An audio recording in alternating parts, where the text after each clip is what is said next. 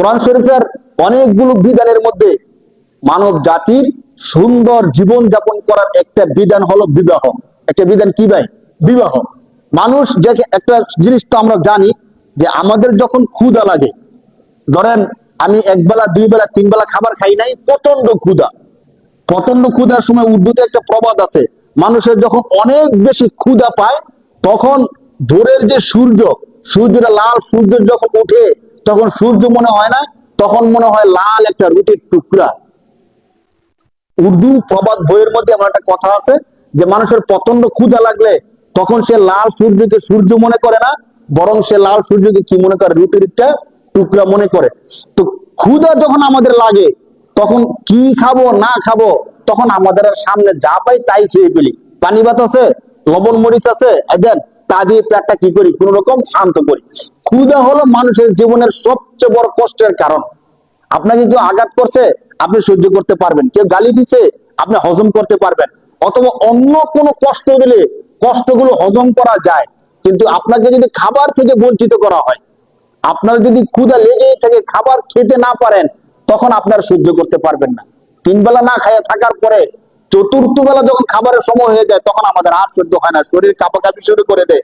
কি খাবো না খাবো, সামনে যদি ভালো পানি থাকে ভালো পানি, পানির মধ্যে যদি কিছু ময়লাও থাকে আর কোনো খাবার নাই, ওই ময়লা পানি কি করা শুরু করে?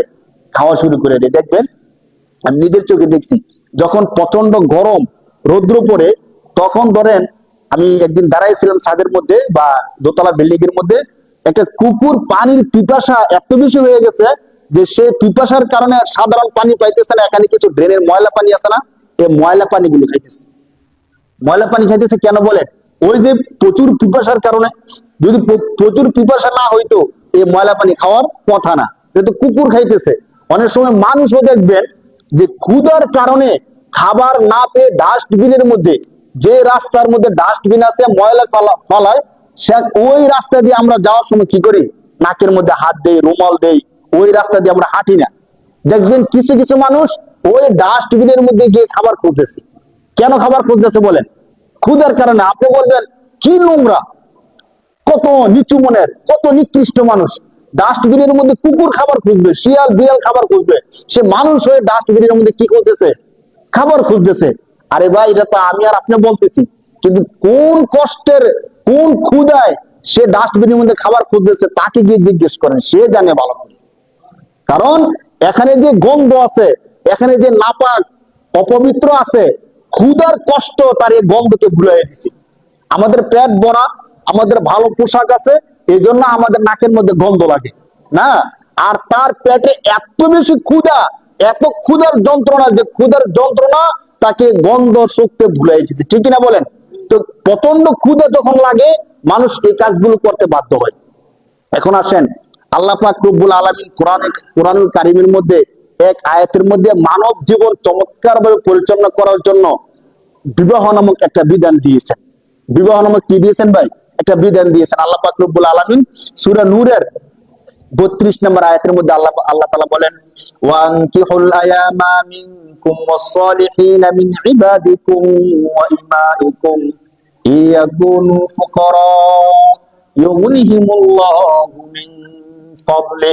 আল্লাহ তাআলা বলেন যে আমার বান্দারা, আনকিহুল আয়ামা মিনকুমুস সালিহিনা মিন ইবাদিকুম ওয়া ইমাইকুম, তোমরা শোনো, তোমাদের মধ্যে যারা বয়সে উপযুক্ত হয়ে গেছে, যাদের পরিণত বয়স হয়ে গেছে, যারা আমার সৎ সৎ লোক যারা আছে, তোমাদের অধীনস্থ যারা আছে, তোমরা তাদেরকে বিবাহ করায় দেবে। তাহলে বিবাহ করায় দাও যে কথা বলতেছেন, এই কথা আল্লাহ কাকে বলতেছেন? অভিভাবককে। আমরা যারা বাবা আছি, আমরা যারা মুরব্বী আছি, আমরা যারা পরিচালক আছি, তাদেরকে আল্লাহ বলতেছেন আনকিহুল আয়ামা মিনকুমুস সালিহিনা মিন ইবাদিকুম ওয়া ইমাইকুম, তোমাদের অধীনস্থ যারা আছে তাদেরকে তোমরা বিবাহ করায় দাও। এখন কথা হলো, আল্লাহ আপনি যে বললেন যে আমাদের অধীনস্থদেরকে আমরা বিবাহ করায় দেব, কিন্তু আমার অধীনস্থ যে আছে সে তো ঠিকমতো কাজ করে না। এমনি আমারই আর্থিক সচ্ছলতা নাই, নিজেই টেনে টুনে কষ্ট করে খাই, আবার আমার সন্তানকে যদি আমি বিবাহ করা দিই সে খাইব কোত্থেকে? আবার এমনি সে নিজেই চলতে পারে না, এখন আরেকটা যদি তার কাঁধের মধ্যে ঝুলিয়ে দেয় তাকে খাওয়াইবো কোত্থেকে? মানে আমাদের সন্তানদেরকে বিবাহ করানোর সময় সবচেয়ে বড় প্রশ্ন হলো এটা। আপনি বিশ্বাস করেন, আমরা যেহেতু সমাজকে নিয়ে চলি, সমাজের মধ্যে থাকি, সমাজের ভালো মন্দ ছোট বড় প্রায় সবাই কিন্তু আমাদের সাথে সম্পৃক্ত। আমাদের সাথে সবাই কম বেশি তার গল্প কষ্ট ভালো মন্দ শেয়ার করে, তখন আমরা সবকিছু প্রায় জানতে পারি। তো যে সকল যুবক ছেলেরা আমাদের কাছে এসে বলে যে আমার বিবাহের দরকার, কিন্তু আমার পরিবার বা আমার আত্মীয় স্বজন বিবাহ করাইতে এখন রাজি না, তাদের মন্তব্য কি, তাদের কথা হলো যে এখন তোমার বিয়ের বয়স হচ্ছে ঠিক 25 বছর, কিন্তু আমরা চাইতেছি তুমি আর 5টা বছর বিদেশ করে আসো, কিছু টাকা পয়সা জমাও, এরপরে তোমার টাকা দিয়ে তুমি কি করবা, বিবাহ করবা। এখন এই 5 বছর সে কি করবে বলেন?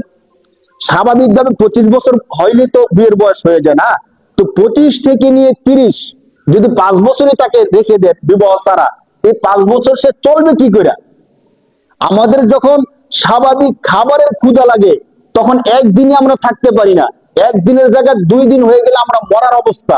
যখন আমাদের শরীরের চাহিদার ক্ষুধা লাগে, তখন এই ক্ষুধা যদি বৈধভাবে মিটাইতে না পারে, তখন স্বাভাবিকভাবে সে অবৈধ পথে যাওয়ার চেষ্টা করবে, ঠিক কিনা বলেন? যখন সে ভালো খাবার পাইতেছে না, তখনই তো সে ডাস্টবিনের মধ্যে গিয়ে ময়লা খাবার খুঁজতেছে। তাকে জিজ্ঞেস করেন যে আপনি ময়লা খাবার কেন খুঁজতেছেন? ময়লা খাবার তো মানুষ যেগুলো ফালাই দিছে ওইগুলো ডাস্টবিনের মধ্যে আছে, তো আপনি ভালো খাবার না খেয়ে এই ময়লা খাবার কেন খুঁজতেছেন, নিতেছেন? সে কি বলবে যে ভাই আমি গরিব মানুষ, ফকির মানুষ, মিসকিন মানুষ, আমি তো ভালো খাবার খাওয়ার সামর্থ্য আমার নাই, এই জন্য আমি ময়লা খাবার নিতেছি। তো এখন যাকে আমরা তার সময় হয়ে যাওয়ার পরও বিবাহ করাচ্ছি না, যখন আল্লাহ না করুক সে যখন গুমরা হয়ে যায়, ভ্রান্ত পথে পা বাড়ায়, যখন সে পতিতার দিকে যাওয়ার চেষ্টা করে, তখন যদি তাকে বলা হয় যে তুমি এমন নম্র ভদ্র ভালো মানুষ, তুমি কেন এখানে আসছো, তখন কি সে বলবে না যে বৈধভাবে পাই নাই, এই জন্য আমি কেন এখানে অবৈধভাবে এখানে আসছি, বৈধভাবে না পাওয়ার কারণে? আল্লাহ পাক রব্বুল আলামিন অভিভাবকদেরকে বলতেছেন আনকিহুল আয়ামা মিনকুম ওয়াস-সালিহিনা মিন ইবাদিকুম ওয়া ইমাইকুম, হে অভিভাবকরা, তোমাদের অধীনস্থ যারা আছে, যদি তোমাদের সামান্য সুযোগও থাকে তোমরা তাদেরকে বিবাহ করায় দাও।